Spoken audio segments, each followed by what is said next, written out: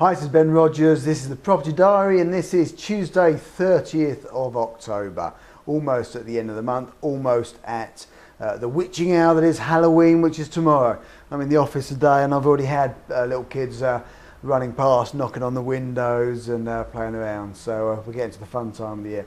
Right, today I want to give you kind of the two parts of my life when it comes to property. One which is me as a landlord with traditional properties and the challenges that come up with rental properties, and the other one is with me going out there and finding option deals.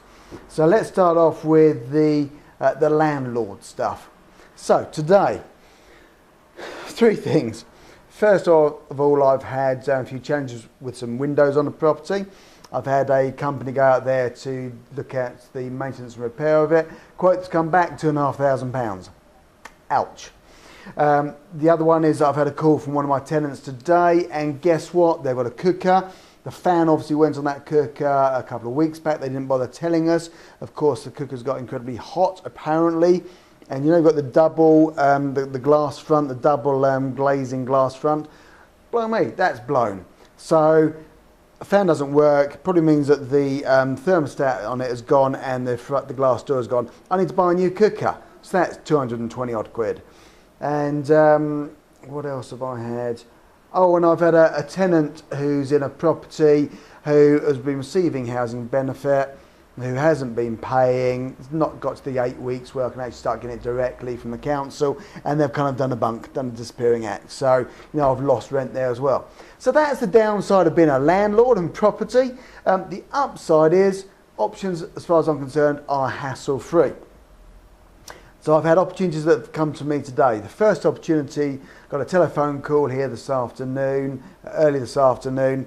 It's a lady literally just around the corner who's picked up one of our leaflets. Now, interestingly, we haven't leafleted that road for about 2 weeks. So I thought it was kind of strange. It turns out that she doesn't live there anymore. She's moved to move in with her partner. She's taken her two kind of teenage kids, moved in with a partner, and this house has been empty. I went to view the property. It's literally 2 streets away from my office here. So went to view the property and met up with her, and quite interesting, chatting away to her, and there was an instant rapport. And the rapport was there because she suffers from the same dizziness complaint that my wife suffers from. So there was an instant rapport when she started saying, well, now I'm not particularly well, etc., etc. So, oh, what's wrong? Oh, I've got suffering from dizziness. Blimey me, she's under the same consultant my wife is. She suffers the same issues, taking the same drugs. You know, all of that conversation was there, and it was an instant kind of snap. Now, you can't write that stuff, but sometimes these things happen, and you get this rapport. So it was a very easy conversation from there on in. You know, showed me around the house. We sat down. I literally sat on her floor, got a bit of paper out, and drew out what I suggested we did. They've got that property. He's got a mortgage on it, and he's got about 70 grand's worth of equity. In an ideal world, they want to sell that house, pull the equity out, and go and buy another house. The house they live in, which is her her new partner's property, is unencumbered. There's no mortgage on it. So they were going to keep that and rent that out. Depending on the house they find, they were thinking they might actually put a mortgage on that or something. So I've just said to them, look, you know what? We can work with this property. We can work with the other property. We can potentially even find you the new property you want to go to. I know you're on a 4-bed at the moment. Maybe we can help you find a 5-bed in a specific area. Look, it's harder to do that, but it's possible. It's not impossible. And her comment was, well, we've got no real hurry to move. Could you take this property on first and maybe do the other ones in the future? And it's like, well, yeah, of course we could. Why not? So that was that. So good meeting. Now what she's going to do, she's going to go away and think about it, because it was just her on her own.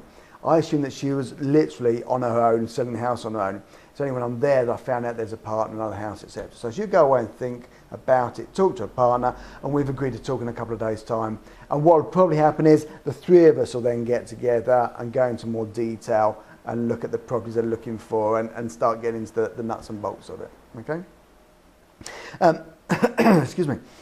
Final thing today, I've got you know how opportunities just seem to be coming from everywhere? Well, they do. And I've had a guy that called me up and said, look, I've got a whole bunch of leads. I've been working with a sourcing company. I've been working on their junk leads. It's not particularly working out for me.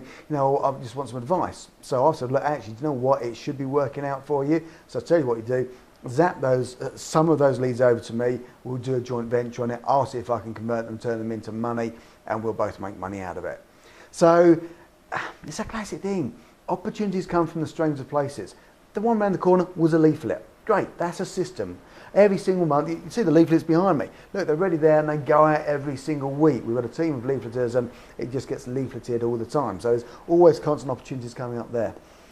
This one again, it was an online guy, knows me through some networking. He knows me through I'm not going to name them, but it knows me through a property, a tutor, shall we say, and their sort of team.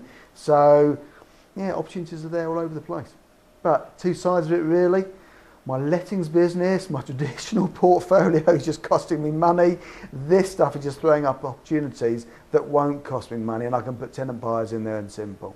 So there you go, that's Ben. This is the Property Diary. It's Wednesday, 30th of October. I shall look forward to speaking to you tomorrow, which is Halloween. All right, you take care. Cheers.